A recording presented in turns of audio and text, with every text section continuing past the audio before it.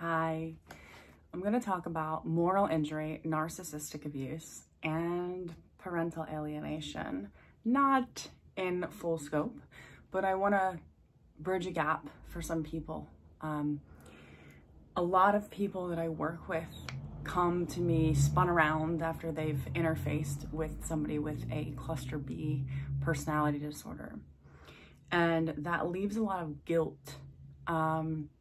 And I think a lot of times we can't understand why we feel so guilty. Like, we feel like we're betraying them if we tell the truth. We feel like, just like not being in their scope and not saving them, ironically, even though they would do anything to destroy us, makes us feel guilty.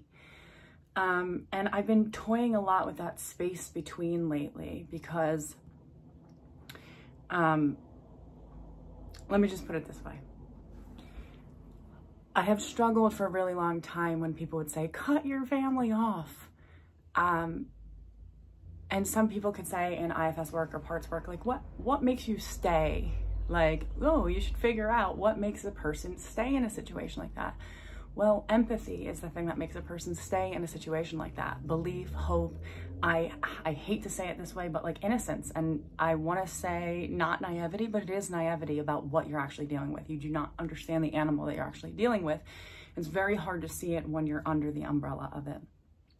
So when people get out of it, they come to me and they're like, how do I get into a healthy relationship? They have no idea how, because now every relationship is tainted by this primary relationship that spun them around, and they think that they have to operate in that programming. And this is why narcissistic abuse is a systemic abusive team thing that goes on.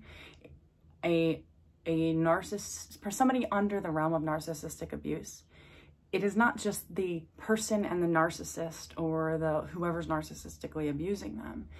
They are tapping into your money, your business, your children, your primary relationships, your friendships. They will tap into your psyche, right? So it's the systemic psychological issue either. I think people come to me thinking, oh, I'm going to talk to this girl and then we're going to deal with how to understand this narcissistic person or the psychopath, and then I'm going to be fine. Well, no, you actually have to pull the threads of all of the relationships that they have tainted, because I know in my experience, like, my relationship with money is in the gutter because of the programming I've been taught to believe about it. My relationship with home and who I'm supposed to be at home. Like, there's so many relationships that you have in your own psyche then that you're left with, that you no longer, when you're no longer interfacing with that person. This is the hardest part, actually, because the struggle becomes only internal. And then you're like, instead of questioning reality, like, did it happen? Is this real? What is happening? You're completely left with it. And it's very real to you, but because it's no longer happening to you, but you still feel like you're taking the vibrational hit, it makes every healthy relationship literally unbelievable.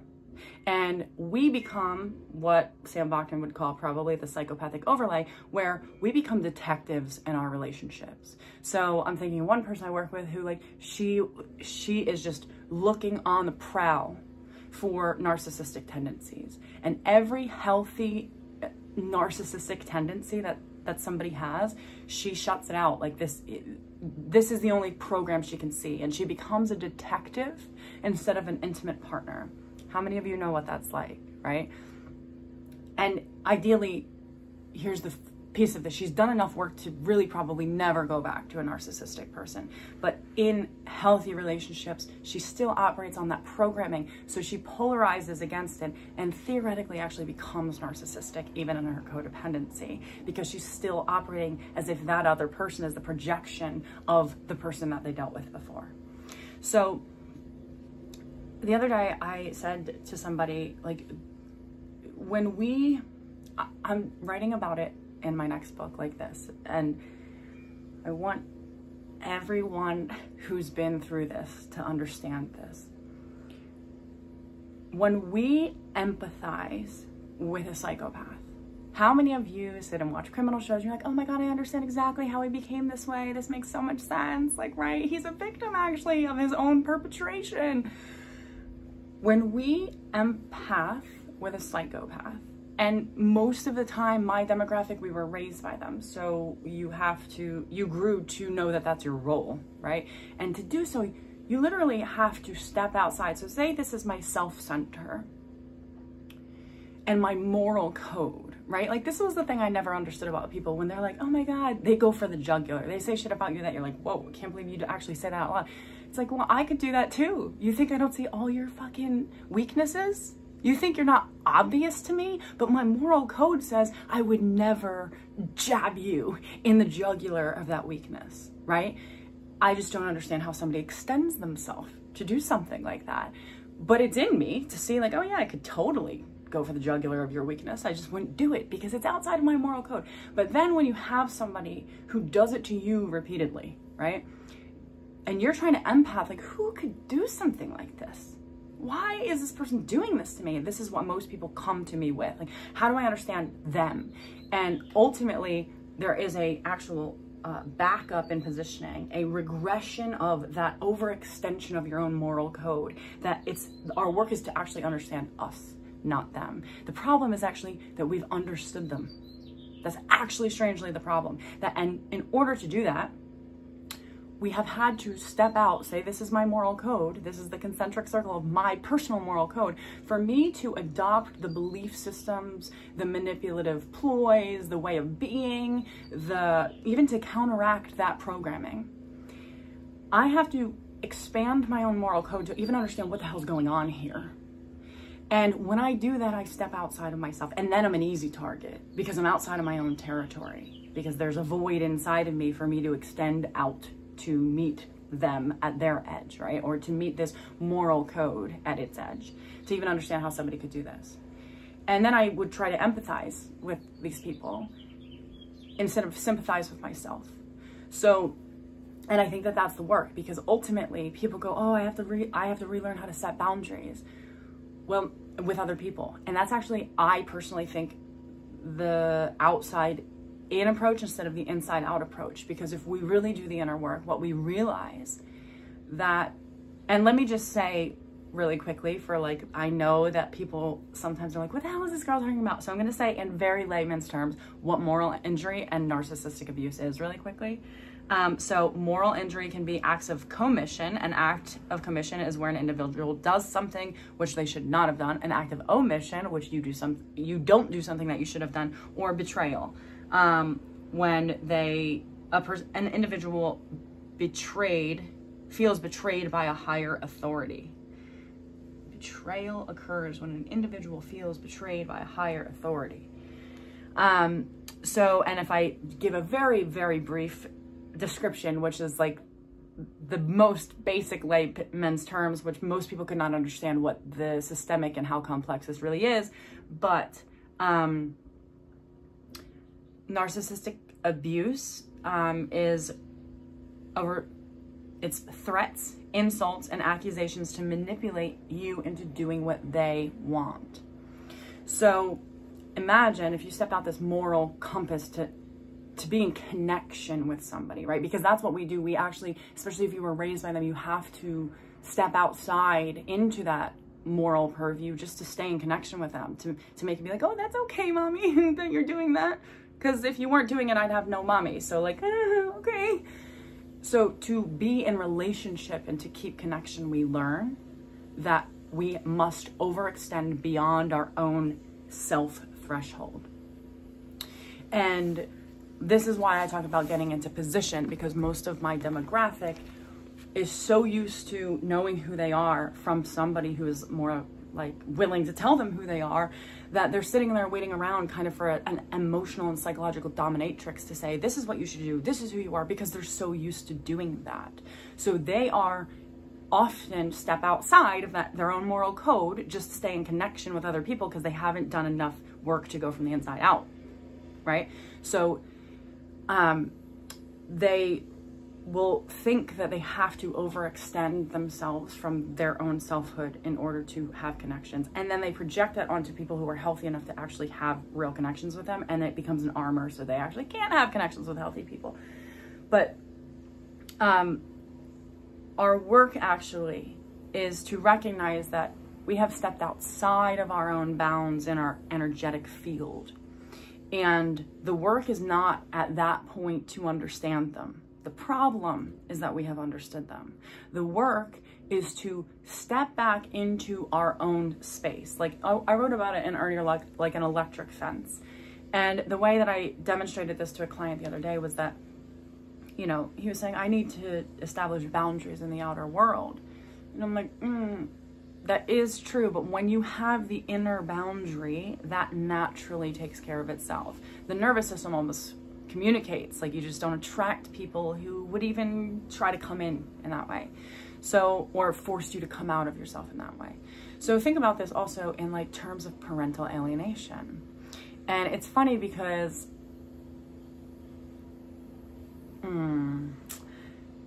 if you have a parent telling you, and you know you have to believe what they are telling you, you have to step outside of your own reality to believe what they're telling you in a way that goes against actually reality, and it also expands your moral code. Like, wait, is this real? Or is this real? But you know you have to stay in connection with them, and that means hating the other parent, right? And this is an interesting thing. I had 2 parents, but I was parentally alienated from both of them by both of them. And that's a very complex psychological dynamic that I'm talking about, but I am experiencing this in a very literal sense in my life right now. So I'm going, wow, right? Like parental alienation is a form of narcissistic abuse. And the moral injury that comes eventually if the child is healthy, when they come out of the awareness that, whoa, they've been programmed, right? Like they're like in a cult mind right now. This other person actually is manipulating them to do what they want, to think what they want them to think. The moral injury that will come with that in a healthy being who's been parentally alienated will be vast. It will be great, because they have had to step outside of their own reality just to stay in connection with a psycho who wanted them to hate their reality, even though their reality was the only reality that they had. So there eventually will be moral injury in that. And that leaves a deep, deep grief, right? Because again, that's this thing I'm talking about where you kind of, anybody who's willing to do that to their kid, to weaponize their child against somebody else and the person who's raising them, anybody who's willing to do that that's narcissistic abuse. Parental alienation is narcissistic abuse. And it is not something that, you know, I've been putting feelers out there to people, like nobody knows about this. Nobody really understands this on a complex level. And it is quite complex, right? For everybody in the system. But again, this is why narcissistic abuse is a team sport, right? There has to be many factors that go into manifesting that moral code or that paradigm, which goes again, and it's fantastical. It's not even based in reality. So, what I want to basically portray about this is like the reason that we negate ourselves when we empath with a psychopath is because of this, because we literally have to step outside of our own moral code just to understand them. And then we're not fully in ourselves. And that again leaves kind of like a void where they can come in and it's like, oh wait, is this them or me? What's going on here? And that's eventually when people come to me and go, how the hell do I get this out of my head? Because it's the whole dynamic still in my head, even though I'm not in the dynamic. And then how do I apply appropriate dynamics to healthy relationships instead of becoming like a psycho, basically, in a healthy relationship, just because that's the only way I know how to connect, is to step that far outside of myself and play some demented game that says we're connected, but there's no actual connection, right? It's all supercharged. None of it's like true connection. It's like an electric fence. Oh yeah, let me go back there. That's what I'm saying. So when we even step to that edge in ourself, when we're going like, okay, actually, I look at it now, like, what's my capacity, honestly? My favorite teachers say, I don't know, right? Like, what is my capacity in my own self? That's why I haven't been here. I don't have the capacity right now to show up to 25,000 people. And I so appreciate you sticking around and hanging out and loving on me as I'm learning. So I have a more expansive purview to come and share. It really means a lot to me that you're there. And also, if I'm being honest, there's a lot of pressure there. Like, oh, I should be doing this thing. I should be doing this thing. So I really appreciate you guys sticking around. But when I come back, I have no doubt I'm going to have a lot of expansive medicine to share. So the thing is like when we go back into our own electric fence, so to speak, if I say this is my edge and I'm an electrical being and my edges are my electric fences, we have literally had to kind of zap ourselves to get to the other side to chase the squirrel, and the squirrel is the psycho, right? And to get back in our own territory, which we've neglected and is wilting on behalf of this other person. And we call ourselves a saint for saving them, but really it just makes us irresponsible because we have a whole entire territory of landscape that is wilting when we're on the other side of our electric fence. When we go to that other side on behalf of them, and then we go, oh, this is where I connect with people.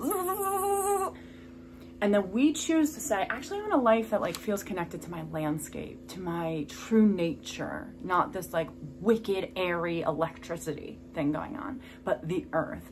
When we do that, we have to literally go back into that, through that electric fence, and it's going to hurt as much as it hurt to get on the other side of it. And it's going to feel like betrayal to the other side because we're doing it on behalf of ourselves. And how dare we be that selfful? How dare we be that selfish to go back into our territory? Oh my God, nobody's going to connect with me if I'm in there, right?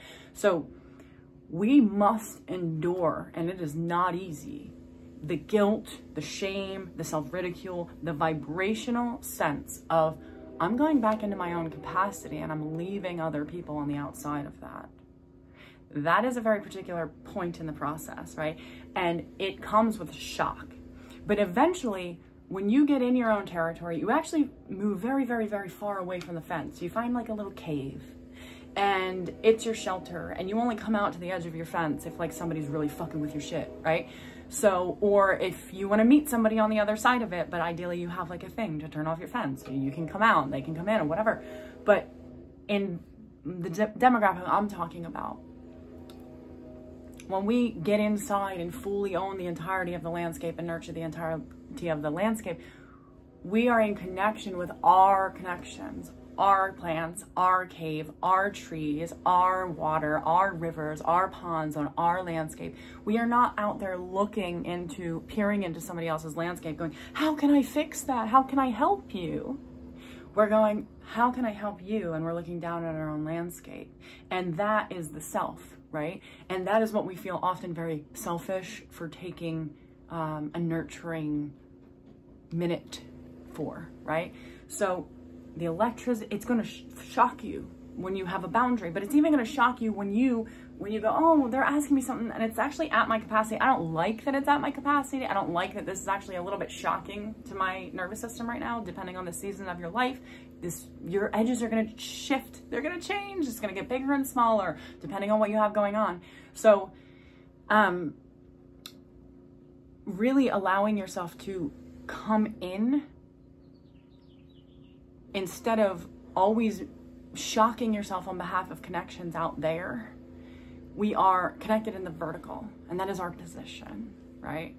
And oftentimes we really think we're saintly because we can empath with psychopaths. And I've always said, if you're empathic enough, you should really understand that there are people literally out there who have no empathy. Like, it's monstrous.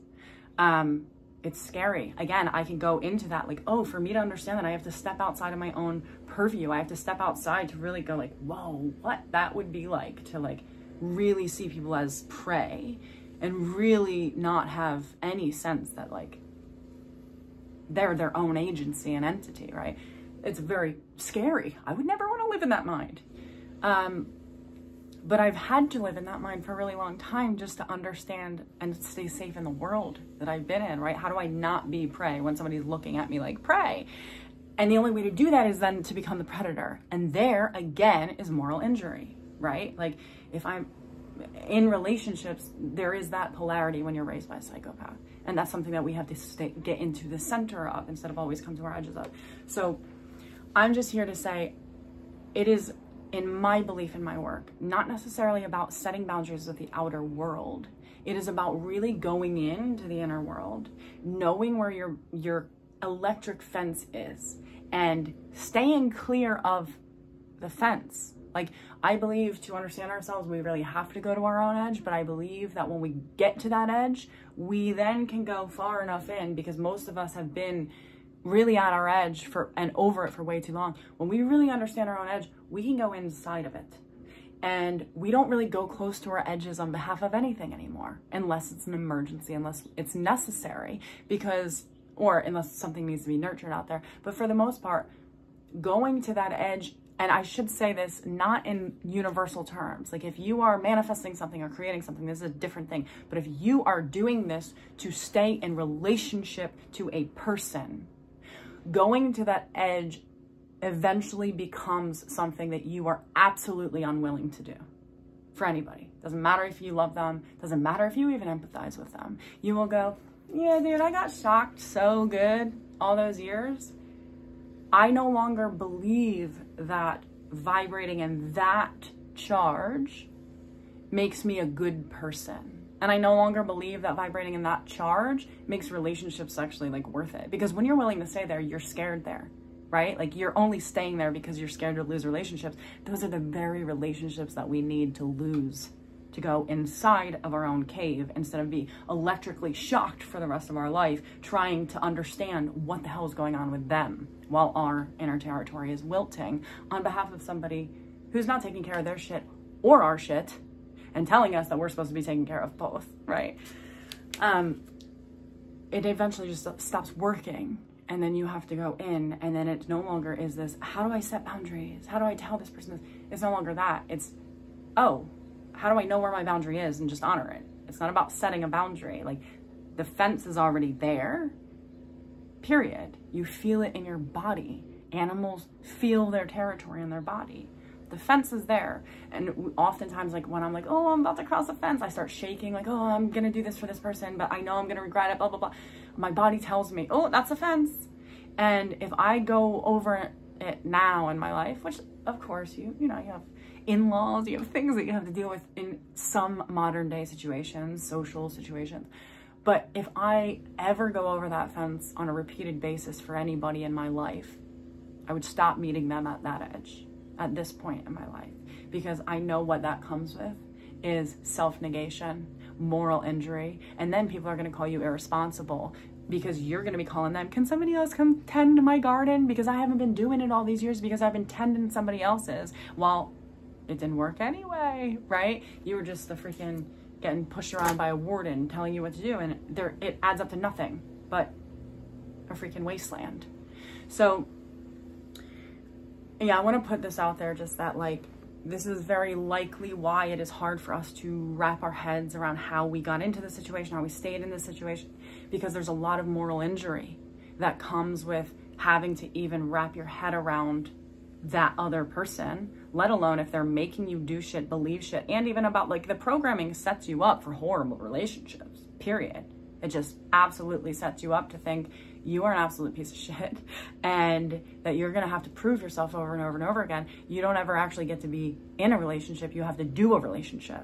And that is cancer in the making. And I've been there, I'm not doing it again. So be easy on yourself, but know that right now the hit I'm getting, and I don't know if this is true for everybody, but is like the reason that we stay is to repair the moral injury that has happened for us and by us, by being in a relationship with this person. We often probably stay because we feel bad for them. We empathize with them. We want them to come into our landscape so we can save them, and they won't. And they'll manipulate us to believe anything that they want. And because we believed it, when we get out of that, it's so confusing about who and what to believe. It's not like we really have authority issues, right? We do, because our authority was incredibly punitive, but it's like, what purview, what adaptation, what mind and philosophy do I adopt, knowing that the contrast is so great that there's regular people and then there's these people, and I don't really understand regular people. You know, so how the hell could I become one of them, right? It's not an easy journey to get like from here all the way down into your guts, right? So I personally think a lot of the reason that we stay is to try to what's the word? I don't know, maybe even rescind our moral injury. But there's a lot of moral injury that goes along with the team sport and the hive programming mind, especially when you come out of it.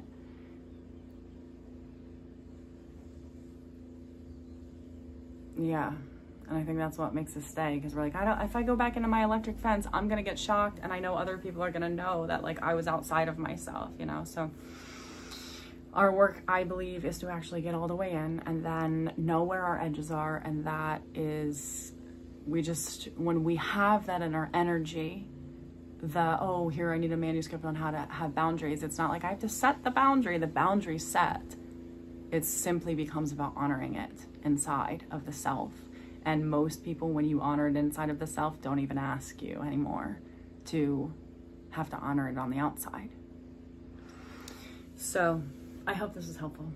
I'm so grateful that you're still here. I've gone through it and I'm getting to the other side of it, but the floorboards still feel, you know, like there might be a couple missing every now and again. So I'll see you when I have the capacity to come back.